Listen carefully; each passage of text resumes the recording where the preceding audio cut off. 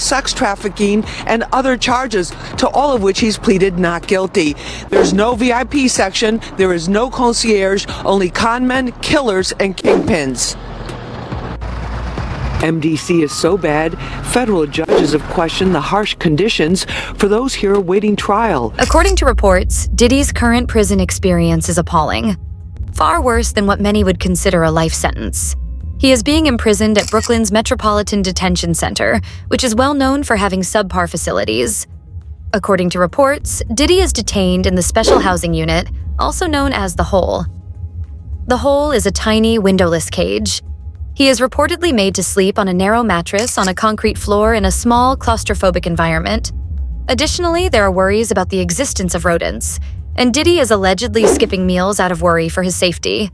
A fear of contaminated food, maybe. MDC is also teeming with criminals, including hitmen, scam artists, and mob lords. You have a substantial amount of money. Imagine if someone paid someone off on the inside to actually poison his food, give him a heart attack, and he dies. And no one would really think anything of it. So that may be one of the reasons he's not eating. He's really, really paranoid. He's really, really scared. Michael Cohen, the former fixer for Donald Trump, had a terrifying year in federal detention. He claims that jail life is a terrible shock and worse than death for someone like Diddy, who is accustomed to a life of luxury. You have a bed with a 1.5-inch mattress, no pillow, a plastic chair, a desk, and a locker. With 3 feet by 5 feet to work with, that's 15 square feet overall. It's an awful, awful place. Donald Trump's former fixer, Michael Cohen, spent a harrowing year in federal custody. He says for someone used to a life of luxury like Diddy, prison life is a severe shock. You have a desk, you have a plastic chair, you have your bed with a 1.5-inch mattress, no pillow, and you also have a locker. So you basically have 3 feet by 5 feet to move around. No, he won't. What'll happen is that he's there for, his trial hasn't even started. The lawyers are talking about possibly having a trial with him later on, and that won't be until next year. MDC, I've heard the conditions are very difficult, they're deplorable. As you said, the maggots, the mice. I had some friends that work there, so they tell me that the conditions are kind of horrible. MCC closed, so all the prisoners now are going into MDC, the federal prisoners. But what happens is that after a while, when they get sentenced, they get moved. They get moved to prisons around the country.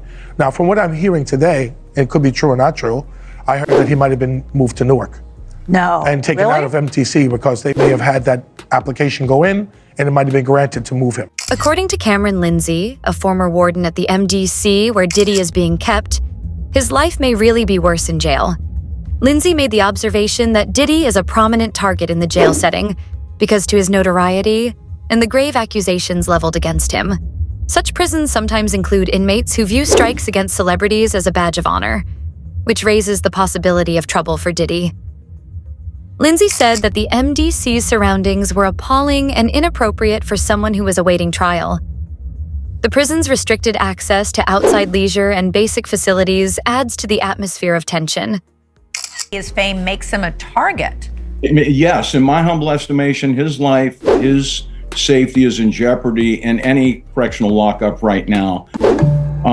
If it is true, as reported, that he is housed in the special housing unit, it's important to note that the special housing unit is a lockdown, 24-hour lockdown unit. The MDC Brooklyn is a high-rise. The vast majority of the floors are general population floors. But the special housing unit is a 24-hour lockdown facility. So this is for Mr. Combs' protection. His incredible worldwide celebrity combined with the allegations, the charges now, an indictment, of course, of acts of violence against women make him a very attractive target. So obviously they need to save. Diddy's former bodyguard, Gene Deal, has voiced grave worries over Diddy's security and mental state. Deal has made insinuations that Diddy may consider self-destruction as a result of the strain of his legal circumstances and his incarceration. Because Puff always had a problem of listening to people that he thought that was less than him. And now he got to listen to people that got power over him but never had as much as he had, he's gonna have a big problem in the prison. He's gonna have a real big problem in the prison system, bro. And having to listen to those COs and having to listen to everybody that got more power than him now, from a person that had all the power in the world, that we thought, seemed like the tables is turning. If these people have it this their way, he's gonna be spending the rest of his life in the prison system. He better hope that they want to make a deal, but I don't think so, or they want somebody else. He better hope, and he got something to offer them. Even if he got something to offer him, you gotta realize, bro. Ori Spado, a former crime boss, has also brought attention to the harsh circumstances in Brooklyn's Metropolitan Detention Center, where Diddy is being imprisoned.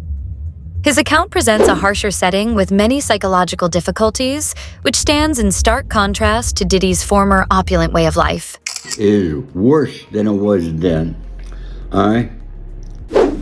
But let me tell you about Essex County. Essex County.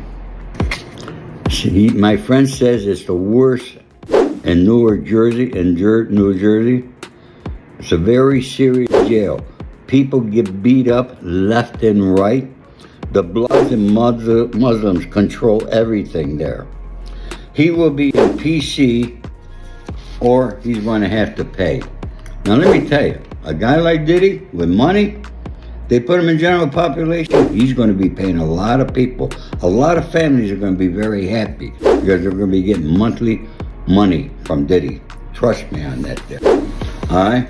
My friend said it was the worst spot, constant lockdown, and the food was beyond disgusting. Now he said it was beyond disgusting there. He's saying that it was great at MDC when we were first there, and it was disgusting. All right? But he said it might be better for him because MDC is really fucked up now. And the MS-13 are controlling. From what I hear, MS-13 is now controlling MDC. These are folks, this is information that came from somebody who just got released and knows these prisons.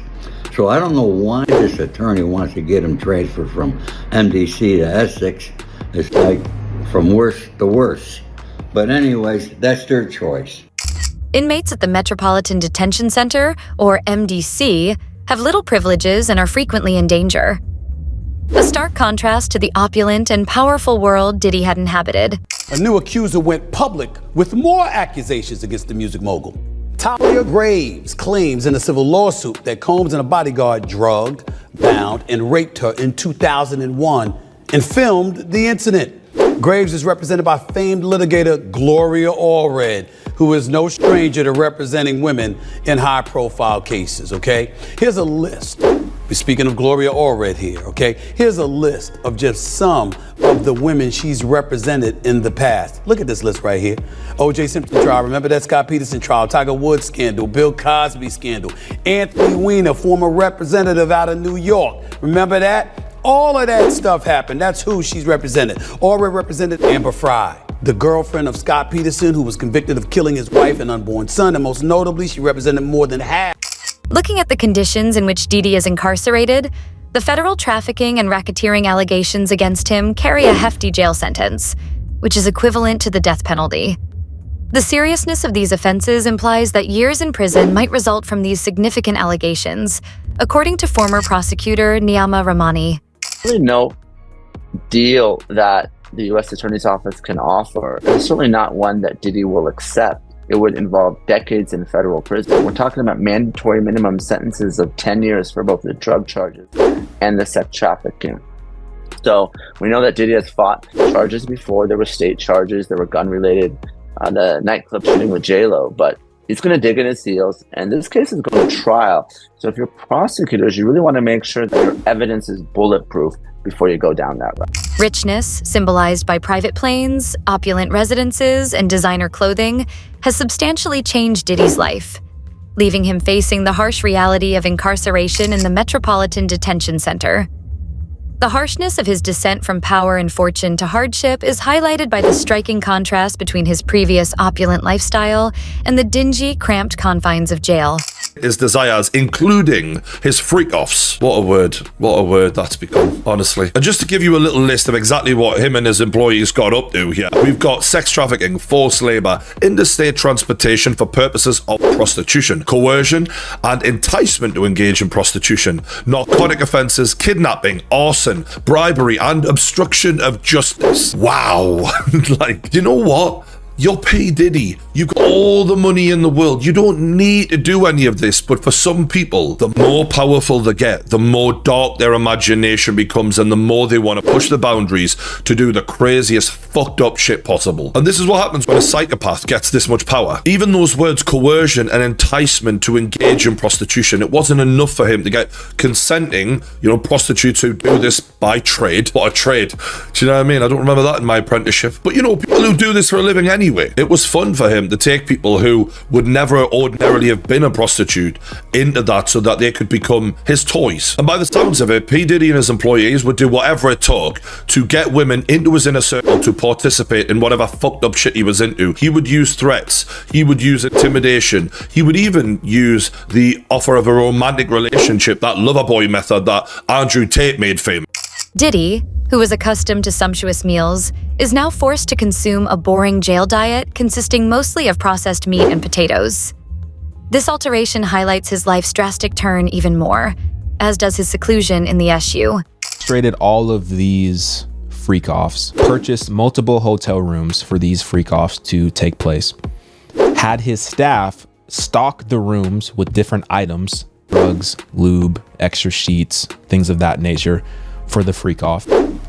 Didn't allow individuals to not participate in the freak-off. And one of the ways that he did that was by using drugs in order to get them to a state of mind so that they would participate. Or he would use the tapes as extortion to force them into these freak-offs. And he did all of this for his own perverted, twisted benefit. I don't know if he was participating in these. I don't know if he was getting off to these videos that he was making. Who knows? This is crazy. I don't know how else to put it. It's crazy. It's terrible. The amount of people whose lives have been forever affected by this. I just want to know some more information, and I want to know who else is involved in this, because I have a feeling that this is going to be massive for the next 2, 3, 4 years and beyond. As he deals with the challenges of incarceration, reports indicate that Diddy has also stopped eating in prison out of fear that he might be poisoned. This has raised concerns about his physical safety and mental health, highlighting the psychological toll and heightened sense of vulnerability in his current situation. Breaking news tonight. Diddy hungry? Sean Combs apparently refusing jail food. Some say he's missing his private chef and convinced he will be poisoned. Because remember, it's all about him. Okay, it's not about his alleged sex trafficking victims. It's about him. He actually thinks someone might poison him behind bars. Good evening. I'm Nancy Grace. This is Crime Stories. Thank you. I know he's in the MDC right now, but he better hide under his bed because Gloria Allred is up his tailpipe now. In the last hours, is there ever a moment that a lawyer who is used to talking for a living realizes I should just shut up? Apparently not in some cases. In the last hours, TMZ, who is creating the downfall of Diddy on Tubi, our friend Harvey Levin, who created TMZ, sits down with Sean Combs' lawyer. I want you to hear what happened. Back when I was a kid in the late 70s, they were called threesomes. If these are genuinely threesomes, how do you explain 1,000 bottles of baby oil? I don't know where the number 1,000 came. The U.S. Attorney said it. I can't imagine it's thousands. I mean, and I'm not really sure what the baby oil has to do with anything. They're essentially saying it's a lubricant for an orgy. I guess. I don't know what you need 1,000. One bottle of baby oil goes a long way. I don't know what you need 1,000 for. I mean, he has a big house. He buys in bulk. I think they have Costco's in every place where he has a home. Have you sat in a parking lot of a Costco and see what people walk out of there with? Not 1,000 bottles of baby oil. Famous prisoners like Diddy may be more vulnerable to abuse by other inmates who want to use them as a means of notoriety or prestige. This danger, together with unfavorable living circumstances, increases the probability of a prisoner's stay behind bars. Latest on Sean Diddy Combs' investigation as the hip-hop star fights racketeering, conspiracy, sex trafficking, and prostitution charges. Well, investigators now working to determine who his co-conspirators were and whether they should be charged as well. TMZ is also reporting Diddy was placed on suicide watch at the detention center that he's being held at in New York, but his lawyer is saying he's not suicidal. This is just routine for high-profile inmates. Just this week, prosecutors say they served Combs' head of security with a search warrant for his electronic devices. You can rest assured that the feds have already talked to the people who worked for Combs, and all of those people have already probably given statements. It will be extremely difficult for Diddy to deal with the over 100 lawsuits he is facing, which include grave charges of physical misbehavior and human trafficking. The volume of these complaints makes this one of the biggest legal disputes in the history of the entertainment business. As if things couldn't get any worse for embattled music mogul Sean Diddy Combs, today a prominent lawyer came forward saying he intends to file more than 100 different lawsuits from alleged victims. Claims we intend to bring will include the following: violent sexual assault or rape, sexual abuse, facilitated sex with a controlled substance, false imprisonment, compelling prostitution, sexual misconduct, dissemination of video recordings, false imprisonment, sexual abuse of minors. A Texas attorney said that Diddy was the target of 120 more charges of wrongdoing and was preparing a national legal lawsuit. The firm contends that because of the substantial supposed evidence used against him, he poses a threat to society, making it more difficult for him to get bail. Today, a Texas-based attorney was at a press conference and revealed that there are 120 new sexual allegations. Now, this is a civil complaint that this firm is going to be filing throughout the country.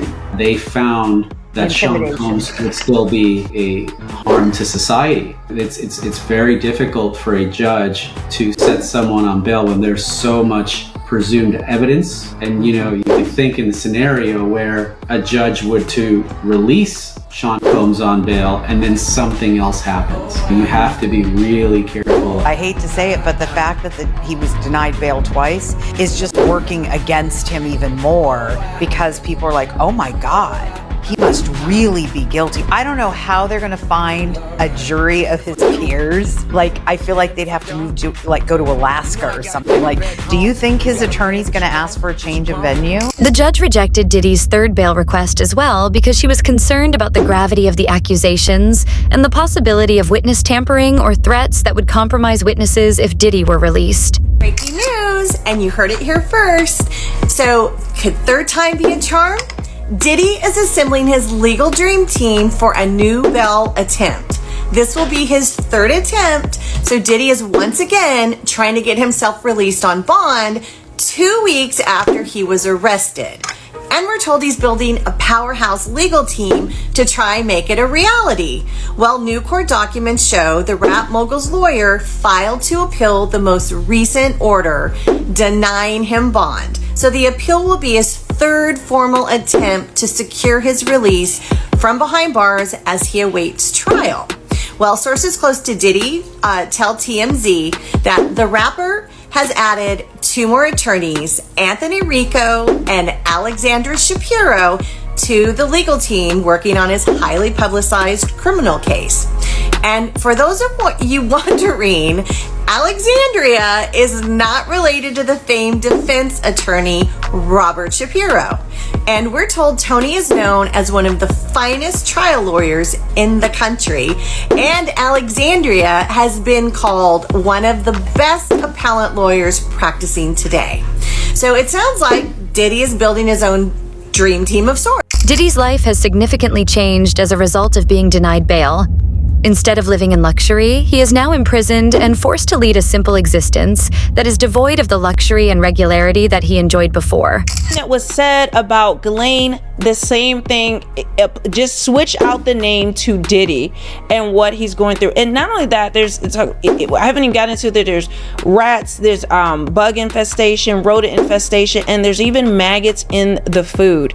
But it looks like, this is Diddy's new accommodations. This is the new world he's going to have to get used to, because I believe, and the majority of legal minds believe, that Diddy will never be free again. Once most believe he will be found guilty, because guess what? The Southern District of New York has a 99% success rate in prosecution. So he is going to be held there until then. And then once he is actually, if he is convicted, then he will just be going straight to federal prison. So Diddy has seen his last days as a free man, in my opinion. According to sources, Diddy is reportedly having difficulty adjusting to the harsher circumstances in prison and is not taking it gently. It is possible that he has started citing other well-known people who have engaged in comparable illegal activity in an effort to lessen the likelihood of him facing legal repercussions. This action might be interpreted as a tactic to bargain for a better deal for himself.